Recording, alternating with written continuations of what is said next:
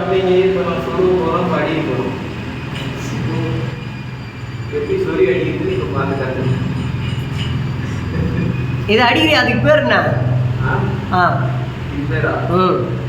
இது பேர் வந்து இது தானே கேட்குறியா? சேம்பர் சேம்பர் மீட்டர் சேம்பர் ஓச்சு போடுறோம். மீட்டர் சேம்பர் ஜம்பர் இருக்குதா? மீட்டர் சேம்பருக்கு 6 அடி நீட்டுக்கு ஜம்பர் அடிக்கிறோம்.